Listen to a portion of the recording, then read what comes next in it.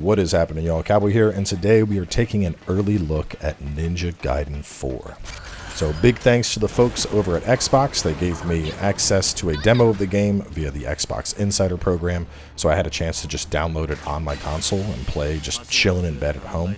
Had a chance to go through about 4 of the chapters of the game, play as both Yakumo as well as Ryu, a couple different bosses. Today we're going to be talking about it. So all the footage you're seeing is actually B-roll. We weren't allowed to capture our own footage, but we are allowed to share all of our thoughts from our time played. And let's jump in and talk about it. So right out the gate, I will say Ninja Gaiden is so back. They completely nailed the feel of this game, and especially coming fresh off of playing the remasters. 2 was my favorite, and we played all the way through 2 Black and had an absolute blast with it, and I felt right at home playing this. The combos that we know are there, and they're the same. There's been some meaningful changes to combat, which we're also going to discuss, but the core identity of the game, kind of what you would expect if you are a fan of the franchise, is absolutely still there, and you're going to feel right at home when you jump in and play this. So let's talk about the gameplay a little bit.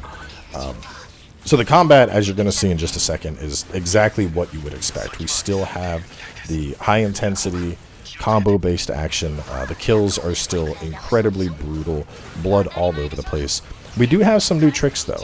So right now you're seeing some Yakumo gameplay, and occasionally you're seeing the weapon change, and that's what's known as Bloodraven form. Basically, each of our weapons has an alternate mode that we can do, and we implement this via spending a gauge that builds up either over time or in combat. So as we're fighting, there's a white gauge down in the bottom left that you'll notice, and that's the Bloodraven gauge. And as that builds, we can then hold down the trigger to activate it, and if we're using the dual swords, it turns into like a giant Odachi. And if we are using the rapier type weapon, it turns into this giant drill lance, which is my favorite so far. The thing is just absolutely brutal.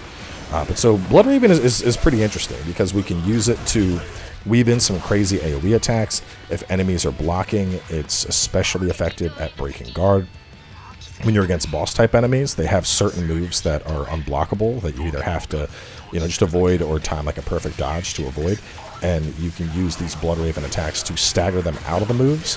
And the closer to the move being deployed that you time your attack, the longer the stagger window too. So there's a little bit of a timing game there where it's like, you can just immediately just spam through Bloodraven attacks and you'll stagger the boss for maybe like a half a second. But if you're going through regular attacks and then you time it to hit him right as he's about to come down with like a big swing, you're getting a much bigger punish window on the boss. So definitely a fair amount of skill expression is possible via this new system as well. When you are playing as Ryu, it's instead called Gleam, just a little bit different. So Yakumo is part of the Raven Clan. Ryu obviously is not part of the Raven Clan, but so that's why it's called Bloodraven. And then Gleam, from what I did have a chance to play, is just like an empowered version of Ryu's skill set. So it kind of reminds me of just like the true Dragon Sword back from playing like 2 Black, how that like expands out in terms of how your moveset, just how flashy it is and whatnot. Very similar to that. On top of that, defensive options have also been improved. We have perfect blocks now, and we can actually time them to get a bit of a parry, kind of like Sekiro. And what I think is interesting is when I think about parrying attacks, whether it's Sekiro or Stellar Blade or whatever the case is, usually there's a bit of a build-up, a bit of a big wind-up on boss attacks. The boss is like, I'm gonna swing, and you're like, okay, I'm gonna parry. And it's never felt bad, but that is very much a thing in parry-centric gameplay, and I want to be explicit in stating that that's not the case here. We do have the perfect block, which basically functions as a parry, and we can do a follow-up attack out of it, but it is not like Sekiro where, the boss is going to do this big wind-up. Like, the boss is just going to attack, but if you are skilled enough to time and hit those parries, you're going to be able to just, pump out big fat counters on the boss. But it is very much skill-based in terms of nailing the time. The other thing that's pretty interesting is we have an ultimate gauge now. It works a little bit different from instead of, how stuff worked in the previous game. You can see that circle that has like a bright white circle around it. And you'll actually see it in just a little bit in the Ryu gameplay here. But when we pop our ultimate, essentially our Gleam attacks or our Bloodraven attacks, they all become super empowered to the point where we can effectively instantly obliterate any weaker enemy. So you pop this up, you're going to get some really cool kills, and like I said, you'll see it in a little bit here, but it basically allows you to just wreak absolute havoc against whatever you're fighting, just tossing out instant kills, killing 3-4 enemies at the same time. Very bloodbath type feeling. It feels great to execute. But yeah, so we have that. We now have the perfect blocks, which we can implement. We have perfect dodges, which we get the follow-up attacks out of. One of my favorite things to do is doing a perfect block into Bloodraven. Like, out of your perfect block, there's follow-ups, but you can go perfect block and then hold Bloodraven, and you'll do like an empowered Bloodraven attack that usually has AoE properties, knocking a bunch of enemies back. And the thing I just love is, like, you know, if you're going into this playing it like it's Ninja Gaiden 2, you're going to feel right at home. Like, you're immediately going to pick it up and be like, oh yeah, I know how this works. And then when you decide to work in the extra stuff, when you're working in Bloodraven or Gleam, when you're working in the ultimate, it just elevates what is already a very tight and good experience. And I think the defensive capabilities is probably my biggest thing, because especially after playing through 2 recently, you know, one thing that I felt I was missing was like, man, I really wish we had more defensive capabilities besides doing little spot dodges. And now we have that, which is really nice to see. So yeah, combat is exactly what you would expect. On top of that, some other nice changes now I noticed. And I was just playing through the game on normal. Difficulty is definitely there. You're going to see some boss fights towards the end half of this video in about, let's see, like 3 minutes from now. And with those boss fights, I mean, the one boss at least, he took me, I don't know, 5-6 attempts on normal. And given, you know, I wasn't locked in gamer mode, I was just chilling in bed and playing. I wasn't, you know, sitting at my computer, leaning forward, focusing on hitting on my perfect dodges. But still, I consider myself a decently skilled player when it comes to games like this. And for a boss to take me more than 2 attempts, I'm like, okay, this is some good difficulty. So right here, you're getting a chance to see the ultimate system. You can see how he just slaughtered that stuff out, right?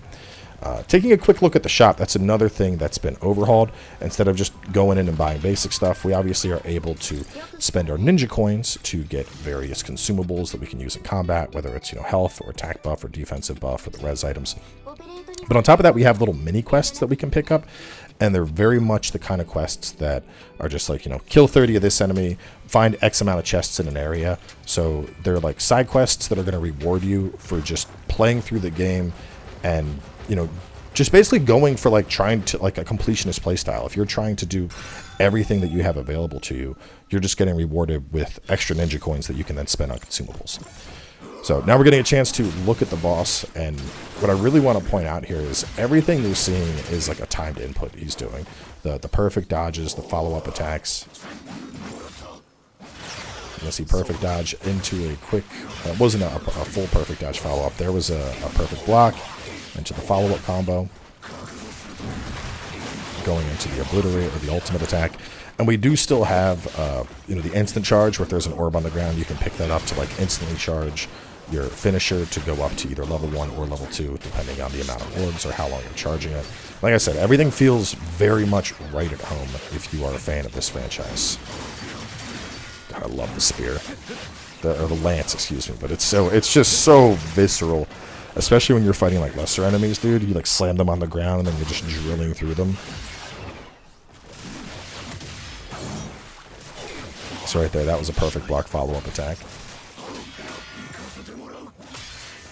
You can see trying to perfect block that charge attack there, you weren't able to. You know, the character did end up getting interrupted. And that's what I was talking about when I mentioned using either Gleam or Bloodraven form.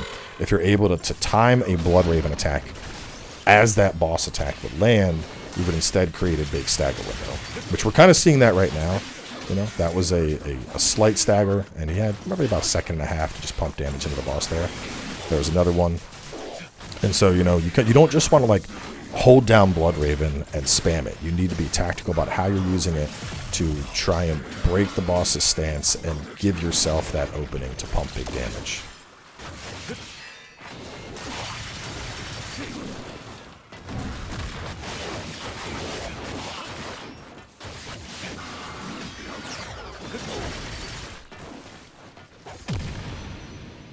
Quick poke right to the PP. And then we got a second boss we are also going to give you a chance to look at here.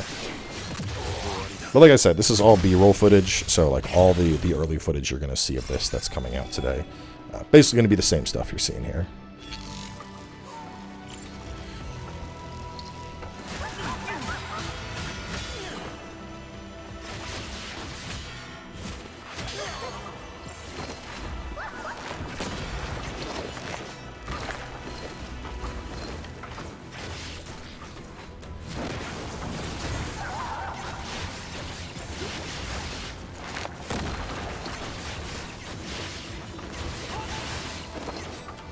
Oh, another thing to talk about, we actually have a like a grappling hook ninja tool, and there were quite a few fights where I could use it to basically grapple up like onto a UAV that's up in the air to avoid certain ground-based attacks. That was another cool inclusion, and we obviously use it during the traversal type sections, like the rail section you saw at the beginning of the video.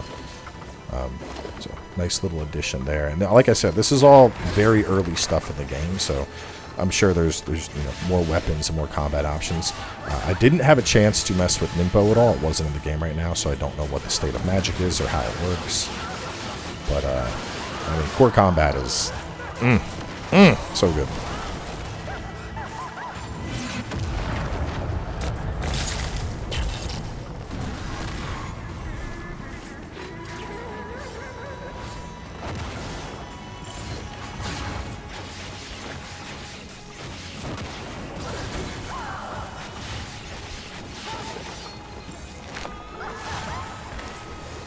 I think the boss fights are probably one of the things that I think I saw the biggest improvement. Wait, Ninpo isn't it? I could not figure out how the hell to use it. I didn't see it in the button commands.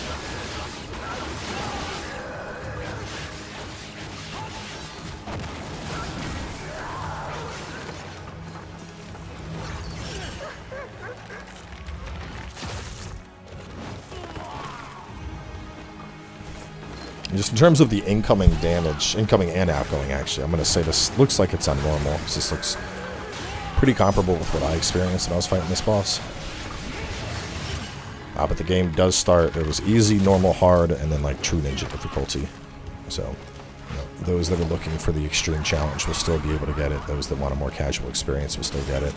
I think I mentioned it, but as you die, like the main, your ninja master will just like show up before boss fights and be like, here's some items, take these, you're struggling. So, even people that are really struggling are going to have a chance to get through the game, which is nice. But either way, from what I got a chance to play, this is definitely shaping up to look like it is going to be one hell of a game when it comes out.